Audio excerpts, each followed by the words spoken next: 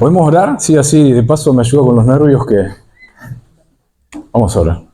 Querido Padre, te agradecemos, Señor, porque estás con nosotros, porque has estado con nosotros en esta tarde. Te queremos pedir, por favor, que tú dirijas este momento de estudio de tu palabra, que nos bendigas y que todo salga, Señor, conforme a tu voluntad.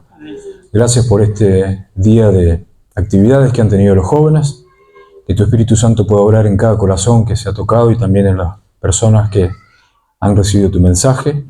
Y también, Señor, en cada una de las almas de los jóvenes que están aquí presentes, los adultos, para que puedan seguir trabajando para ti.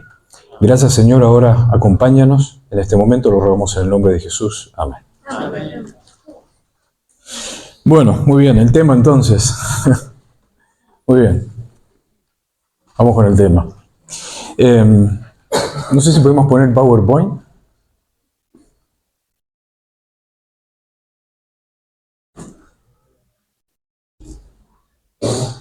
Bien, empieza así. Muy bien. Quiero comenzar con una actividad. El otro día estaba en la escuela. Uno de mis trabajos es trabajar en una escuela primaria. Y estamos entregando los juegos a los chicos en el recreo, los juegos con los cuales ellos participan en los recreos.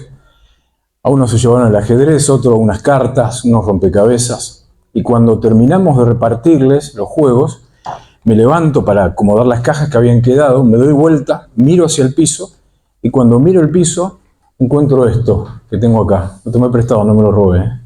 Esto lo voy a devolver el lunes. ¿Qué es? Es una pieza de ajedrez. ¿Alguien puede alcanzar a ver qué es? Una reina. Muy bien, es una reina. ¿Sí? Es una reina. A ver si esto funciona. Bien, una reina de ajedrez.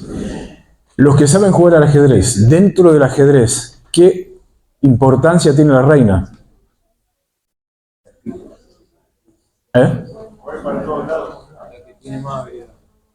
Muy bien, pero... Si la matas,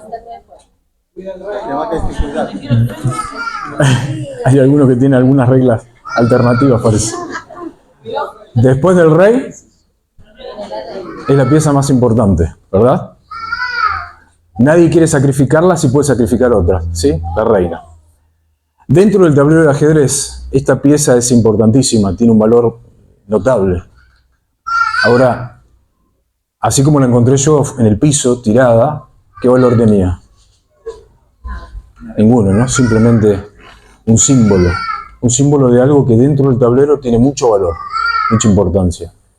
Cuando me pidió Sandra que hable que prepare el tema de esta tarde, dije, tengo que comenzar con alguna ilustración. Y se me ocurrió esto de la reina dentro del tablero después de repasar otras opciones. Porque muchas veces la reina no tuvo la posibilidad de elegir estar fuera del tablero.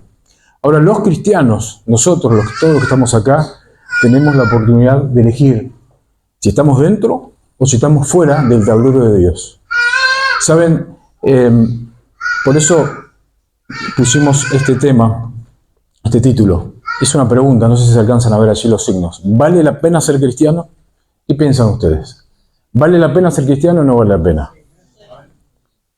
Jesús dice en Juan 15:4, permaneced en mí y yo en vosotros. Qué lindo que es saber que si nosotros tomamos la decisión de permanecer en Jesús, Jesús va a permanecer en nosotros.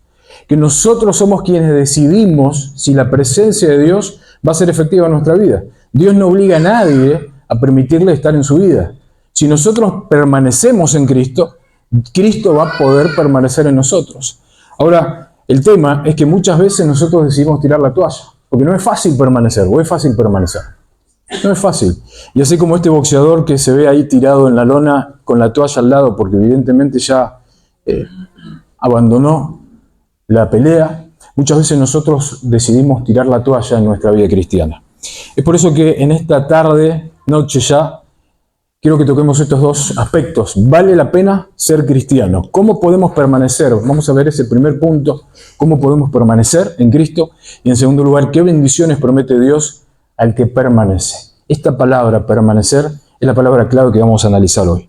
Y quiero que vayamos, por supuesto, a San Juan, la Biblia, San Juan capítulo 15, versículos 1 al 5. San Juan capítulo 15, versículos 1 al 5.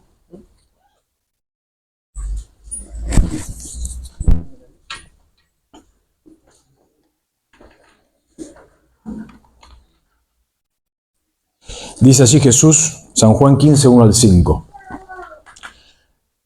Yo soy la vid verdadera y mi Padre es el labrador. Todo pámpano que en mí no lleva fruto lo quitará, y todo aquel que lleva fruto lo limpiará para que lleve más fruto. Ya vosotros estáis limpios por la palabra que os he hablado. Permaneced en mí y yo en vosotros. Como el pámpano no puede llevar fruto por sí mismo si no permanece en la vid, así tampoco vosotros si no permanecéis en mí. Yo soy la vid, vosotros los pámpanos. El que permanece en mí y yo en él, éste lleva mucho fruto, porque separados de mí, ¿cómo termina? Nada podéis hacer. Cuando uno estudia San Juan 15, se da cuenta de que Juan 15 tiene un contexto, como todos los capítulos de la Biblia. Y si nosotros vamos un par de capítulos atrás, nos encontramos con San Juan capítulo 13, por ejemplo, donde Jesús, en una profecía antes de sus horas finales, anuncia la traición ¿de quién? De Judas. Jesús sabía que Judas, que se había ofrecido, él quería ser uno de los discípulos. De paso, Judas era tal vez el discípulo al que todos consideraban que si hubiera tenido que haber un sucesor de Jesús, ¿quién había sido? Judas. Judas era una persona súper capaz, una persona comprometida según las apariencias, una persona que tenía dotes de liderazgo. Y Judas era admirado por los discípulos. Sin embargo, Jesús anuncia la traición de Judas. Lo que Jesús estaba diciendo es que Judas dejaría ¿de qué? De permanecer en Jesús. Algunos instantes más adelante, a partir del versículo 36, Jesús anuncia otra situación difícil. Dice el versículo, el título, Jesús anuncia la negación de Pedro. Ese Pedro que siempre estaba dispuesto a ir adelante, siempre estaba dispuesto a defender a Jesús, siempre estaba dispuesto a defender a sus compañeros. En un momento dado, de esas horas siguientes a las cuales Jesús estaba diciendo estas palabras, Pedro traicionaría a Jesús. O sea que Pedro dejaría ¿de qué? De permanecer en Jesús. Saben, muchas veces la palabra permanecer es una palabra difícil para nosotros, porque permanecer implica continuar. Ahora, como dijimos al principio, no es fácil permanecer. No es fácil permanecer. Y Jesús, sabiendo que Judas dejaría de permanecer, que Pedro, aunque afortunadamente solamente por unos instantes, porque después se arrepintió y volvió a los caminos de Dios, pero Pedro dejaría de permanecer.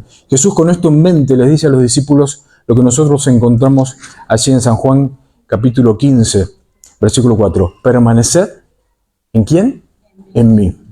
Y tal vez nosotros no lo podemos ver porque solamente tenemos el texto, ¿no?, de la Biblia, pero tal vez había tristeza en las palabras de Jesús. Tal vez Jesús estaba conmovido porque él pensaba que a sus discípulos les costaría permanecer una vez que él dejara este mundo. Ahora, yo quiero que nosotros vayamos a esto. A muchos cristianos les cuesta permanecer. Y saben, encontré una estadística que realmente me llamó la atención. Ahí está la fuente, Adventist News. Dice, las pérdidas de miembros han crecido en los últimos 15 años. En el año 2000, 43 de cada 100 nuevos miembros bautizados terminaban dejando la iglesia.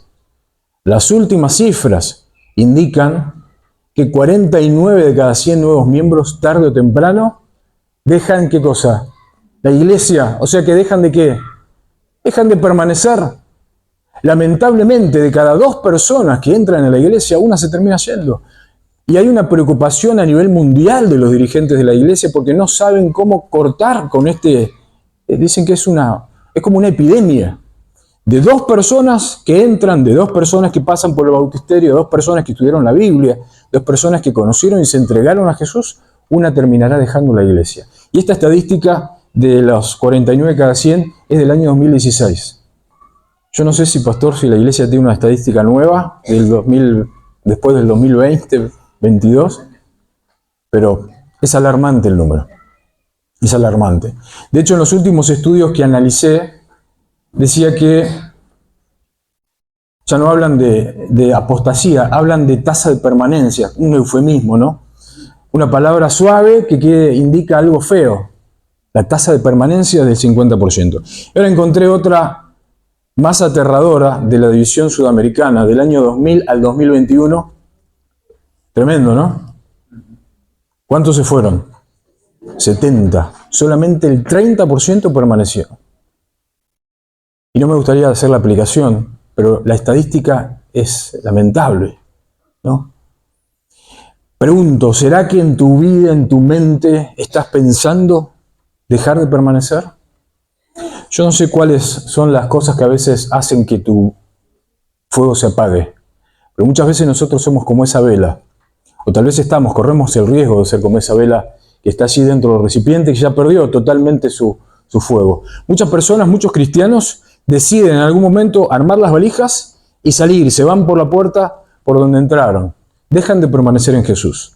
Ahora, lo que decía este estudio, y me llamó mucho la atención, es que antes de la apostasía física está la apostasía ¿de quién?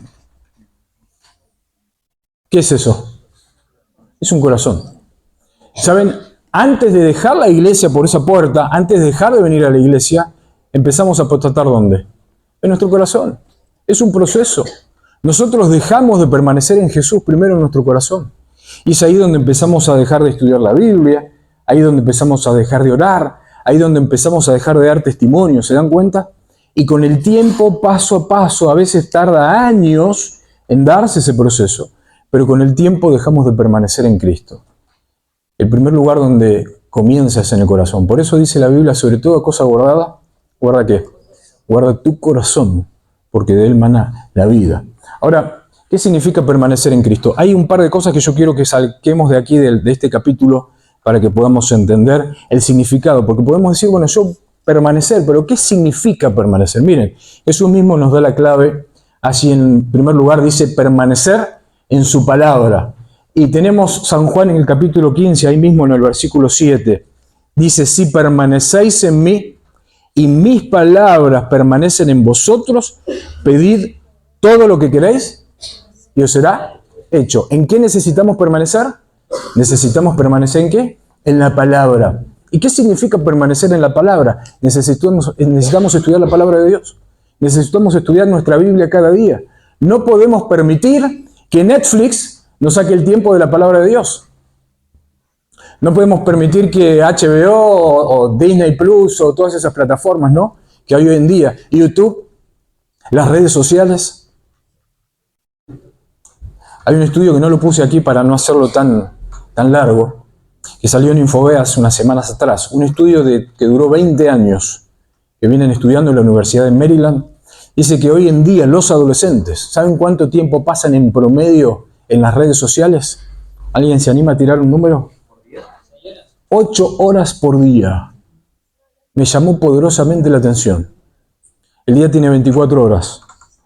Si 8 horas tendríamos que dormir, 8 horas trabajar, ir a la escuela o hacer nuestras actividades, el resto de las 8 horas lo pasan en las redes, lo pasan mirando internet, lo pasan mirando YouTube o alguna de estas plataformas. 8 horas por día, es un promedio a nivel mundial. Por supuesto que algunos pueden pasar más o menos, pero me llamó poderosamente la atención. Y permítanme decirles que los cristianos también corremos el riesgo de formar parte de esa estadística. Es inevitable. Estamos en este mundo, pero necesitamos guardarnos del mundo, como dijo Jesús. Por eso la clave que nos da Jesús, si queremos permanecer, es permanecer en la palabra de Dios. Miren, dice esta cita de Elena de White, libro La Oración, página 117. Muchas veces las tentaciones parecen irresistibles y es porque se ha descuidado, ¿qué cosa? La oración y el estudio de la Biblia. Y por ende no se pueden recordar luego las promesas de Dios ni oponerse a Satanás con las armas de las Santas Escrituras. Tremendo.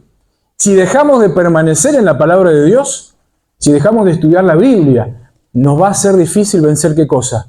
La tentación. Por eso muchas veces caemos, porque dejamos de permanecer en la palabra de Dios. Hay una segunda cosa que Jesús nos da la clave allí en el mismo capítulo y es permanecer en su amor. En el versículo 15:9, dice Jesús, como el Padre me ha amado, así también yo os he amado. ¿Permanecer en qué cosa? En mi amor. La segunda clave, además de permanecer en la palabra, de estudiar todos los días la palabra de Dios con oración, y esa palabra, como decía el pastor hoy en la mañana, ¿no, pastor? No solamente estudiarla, sino vivirla. ¿Sí? Porque no son una dicotomía, una doble vida. Nosotros necesitamos estudiar la palabra, pero también necesitamos vivirla. Permanecer en la palabra. La segunda clave es permanecer ¿en qué cosa? En el amor de Dios.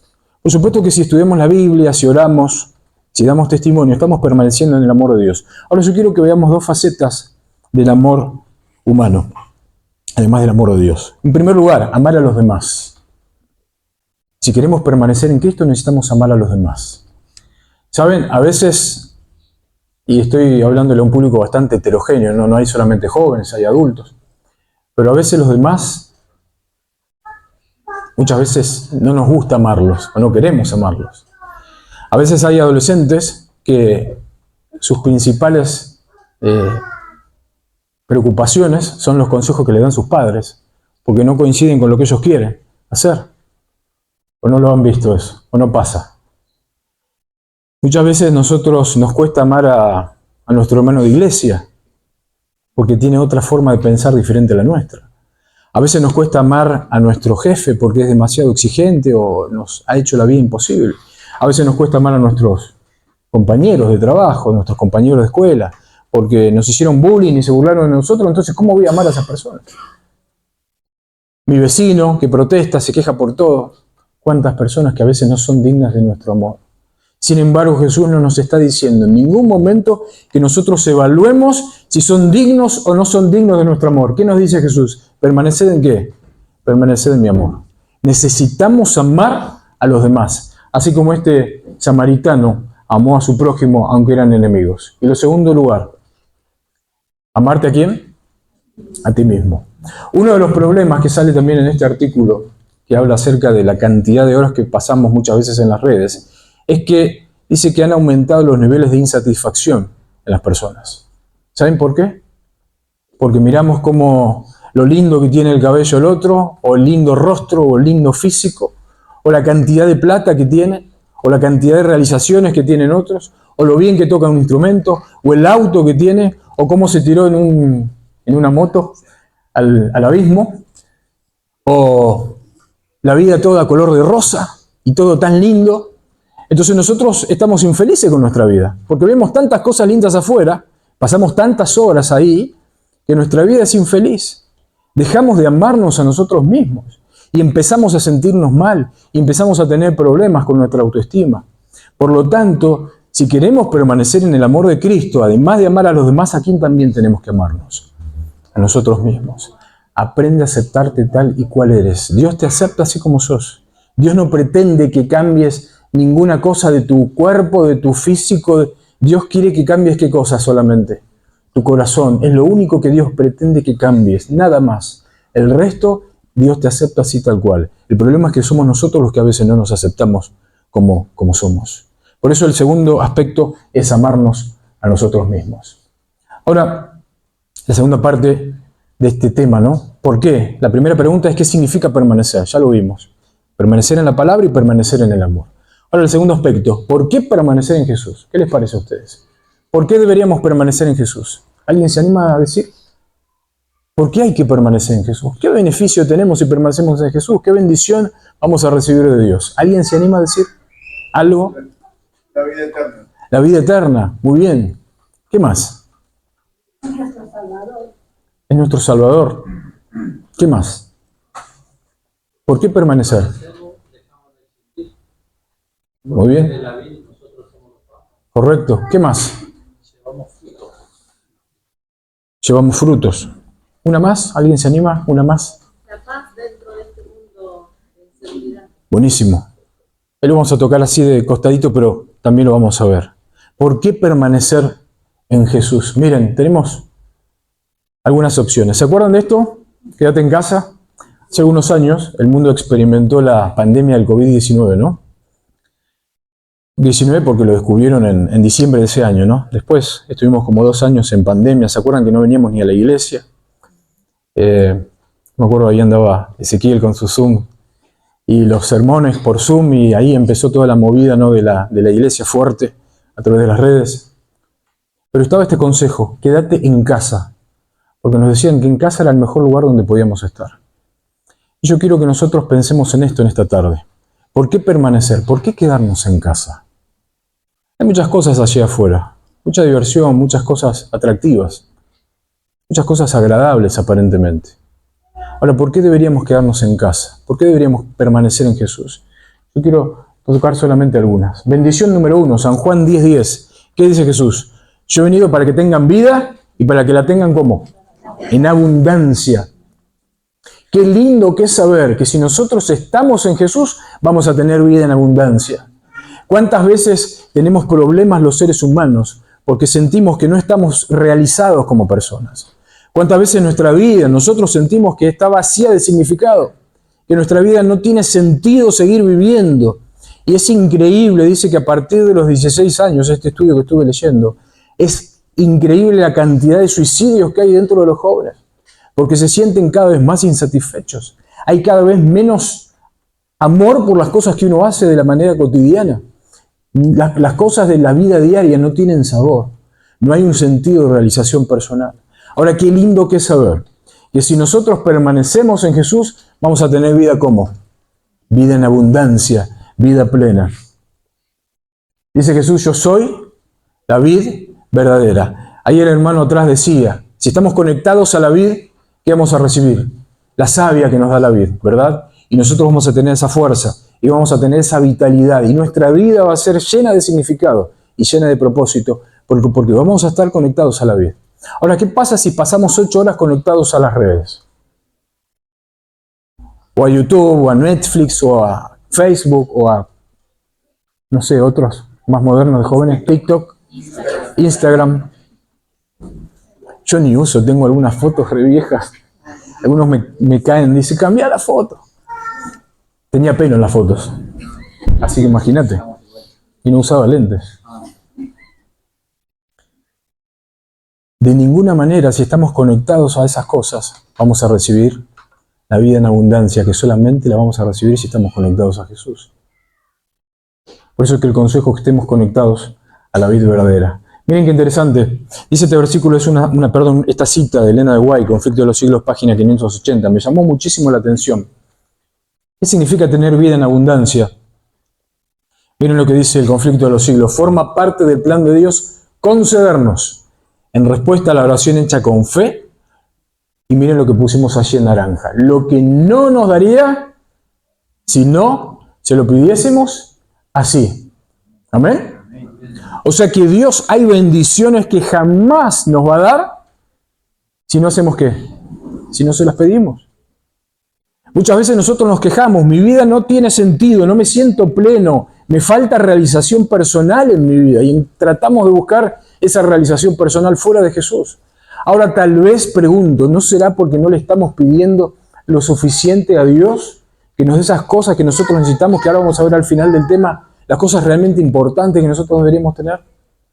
Pero es interesante, la vida plena no la vamos a tener porque dice que forma parte del plan de Dios concedernos en respuesta a la oración hecha con fe. ¿Qué significa hecha con fe?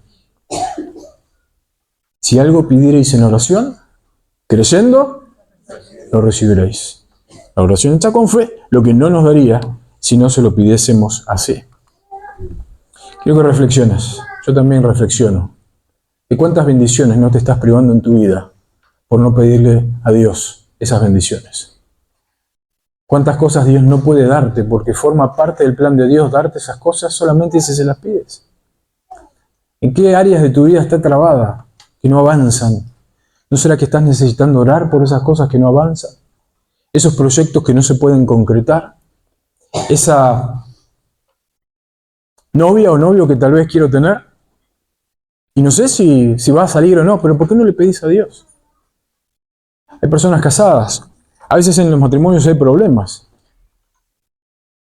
¿Y por qué no avanza en el matrimonio? Forma parte del plan de Dios concedernos. Dios quiere darnos todo y mucho más. Solo que a veces nosotros no se lo pedimos.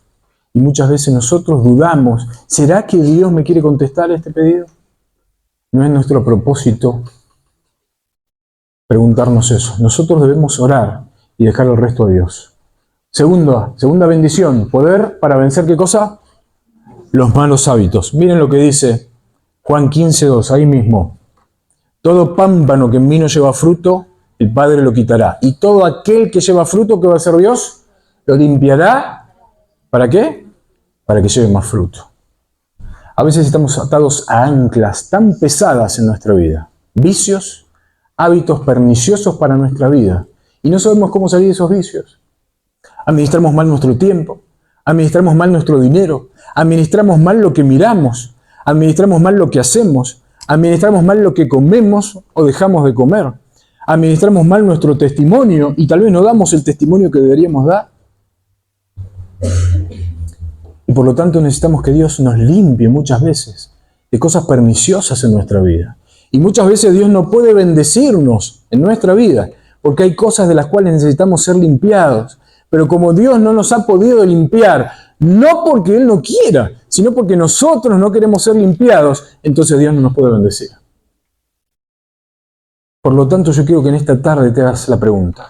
¿Hay algún ancla en mi vida que me impide remontar vuelo hacia las estrellas, hacia el cielo, que me impide realizarme de manera plena, total, con la ayuda de Dios?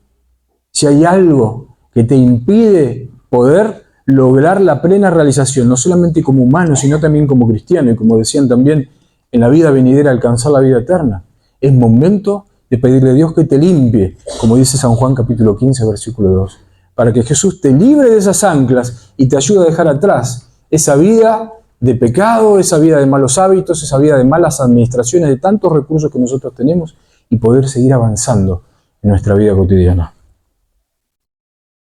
Bendición número 3, ¿qué dice allí? Desarrollar muchas buenas cualidades. La primera bendición, ¿cuál era? Vida en abundancia. La segunda bendición, limpiarnos de todo lo malo. La tercera bendición, desarrollar muchas buenas cualidades. Miren lo que dice Jesús allí en Juan 15:5. Yo soy la vid, vosotros los pámpanos. El que permanece en mí y yo en él, este lleva ¿qué cosa? Mucho fruto, porque separados de mí, nada podéis hacer. Cuando nos entregamos en las manos de Dios, cuando permanecemos en Jesús, podemos desarrollar mucho ¿qué? Muchos frutos, lo cual equivale a decir muchas buenas cualidades. ¿Y cuáles son esas buenas cualidades? Bueno, Pablo lo dijo en Gálatas 5:22. Ese fruto del Espíritu es ¿qué? Amor, gozo, paz, paciencia, benignidad, bondad, fe, mansedumbre, templanza. Detengámonos rápidamente en 2 o 3. El amor. Me dijeron que podía señalar. Ahí está. Primera vez que lo uso. Amor. ¿Necesitas desarrollar amor? ¿Cuánto se necesita el amor en nuestra vida, verdad? Ese amor que a pesar de las cosas como sean, que se den en mi vida o como me traten, yo sigo teniendo amor hacia los demás. Y a veces ese prójimo está dentro de mi propia casa. A veces pueden ser mi esposa, mis hijos, mis padres, mis hermanos o mis amigos. Amor. Gozo.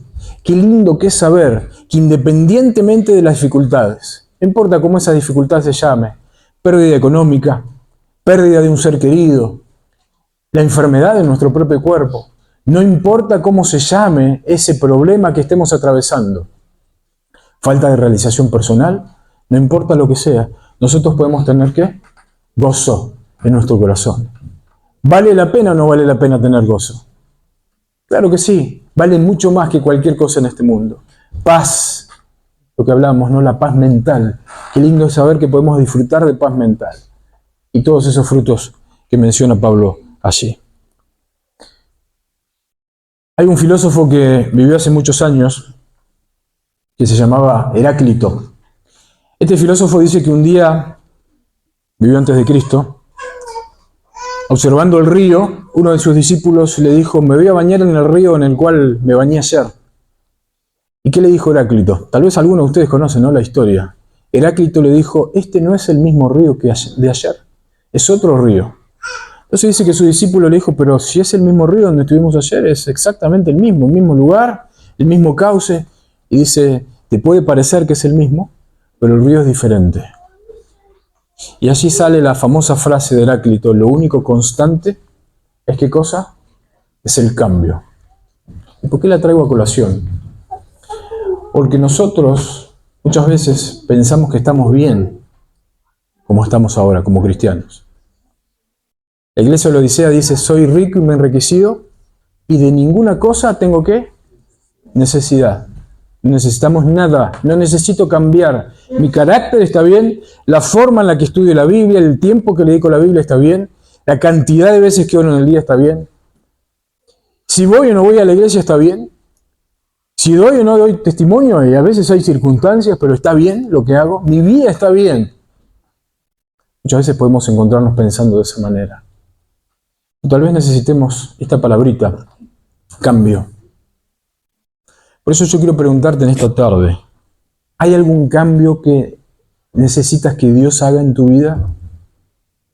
¿Hay algo que Dios tiene que cambiar para que puedas avanzar verdaderamente? No solamente en este mundo, sino cuando venga Jesús, tener la vida eterna. Yo quiero que pienses por un instante en esto. Ahora saben que solos no podemos.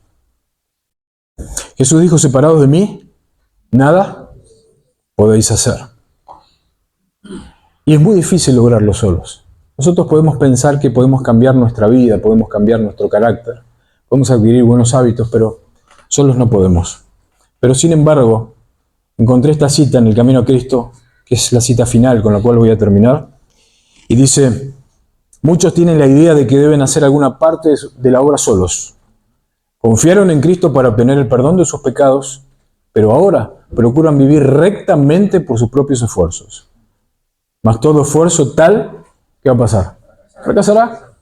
¿Vamos a fracasar? No podemos. ¿Se dan cuenta? Hay caminos que al hombre le parecen derechos, pero su fin es camino de muerte. Yo pienso que así hay que hacer las cosas, pero voy a fracasar. El Señor Jesús dice: separados de mí, nada podéis hacer. Entonces allí surge la pregunta. Tal vez te preguntes: ¿cómo podré permanecer en Cristo? ¿Cómo permanecemos en Cristo? Y viene la famosa cita de Elena de White que dice: conságrate a Dios todas las mañanas. Haz de esto tu primer trabajo. Sea tu oración: tómame, oh Señor, como enteramente tuyo. Pongo todos mis planes a tus pies. Úsame hoy en tu servicio, mora conmigo y sea toda mi obra hecha en ti. Cada mañana conságrate a Dios por ese día. Somete todos, miren qué interesante, somete todos tus planes a Él para ponerlos en práctica o abandonarlos según te lo indicare su providencia. Permítanme un breve paréntesis acá. ¿Se acuerdan cuando hace unos minutos les dije cómo voy a orar por esto? ¿Se acuerdan que les dije? ¿Cómo Dios va a querer escucharme? Esa no es la forma correcta. Yo a Dios le tengo que decir todo lo que yo tengo en mi corazón.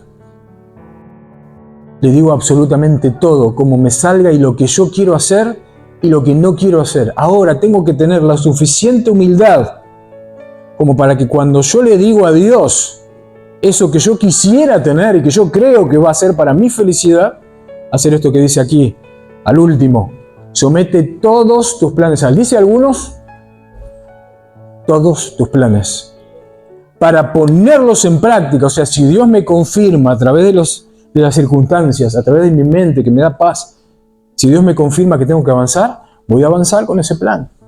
Ahora, si Dios me muestra que yo no tengo que avanzar con ese plan, entonces ¿qué debo hacer? Abandonarlo, porque así me lo ha indicado su providencia. Qué lindo, es maravillosa esta cita. Muchas veces nosotros oramos mal porque le ocultamos cosas a Dios, pero yo no necesito ocultarle nada a Dios. Yo tengo que decirle todo, sin adornos. Señor, creo que quiero esto, pero ¿quiero hacerlo o dejarlo? Muéstrame qué es lo que tengo que hacer. Podrás así poner cada día tu vida en las manos de Dios y ella será cada vez más semejante a ¿cuál? A la vida de Cristo. Yo no sé qué planes tenés en tu vida, qué cosas querés hacer, qué cosas querés emprender, qué hábitos tenés que dejar, qué hábitos tenés que adquirir. ¿Con quién te querés casar si es que estás en eso? ¿Con quién te querés poner de novio? Tal vez hay alguien aquí que esté casado y tenga problemas en su matrimonio y haya pensado en dejar a su esposa, a su esposo. Tal vez querés cambiar de trabajo. Tal vez querés estás haciendo una carrera o no sabés qué carrera elegir. Hoy a la mañana hablaba con Santi, ¿no está acá? Allá atrás. Estábamos allí charlando, ¿no? Acerca de que está decidiendo, todavía está en la mitad del secundario, decidiendo qué carrera quiere seguir después. Yo no sé qué planes tenés en tu vida. Yo no sé qué cosas necesitas dejar, qué cosas necesitas empezar a hacer. Lo que sí sé es que Dios desea que vayas a Él con tus planes. Dios desea que vayas a Él con tus proyectos, que vayas a Él con tus necesidades y le digas, Señor, yo tengo esto para ofrecer. ¿Es tu voluntad? Lo voy a hacer. Si es tu voluntad, lo voy a dejar. Pero que todo sea para tu gloria y para mi felicidad en esta tierra y para mi salvación eterna. Amén. Cierro con la misma pregunta al principio. ¿Vale la pena ser cristiano? Claro que sí. Vale la pena ser cristiano. Quédate en casa. No te vayas. Si estás pensando irte de la iglesia, irte de los caminos de Dios, quédate acá. Es el mejor lugar donde puedes estar. Y como esta reina no tuvo la oportunidad de elegir, vos sí tenés la oportunidad de decidir permanecer en el tablero de Dios, que es el mejor lugar en el cual podés estar en tu vida. Que Dios te bendiga.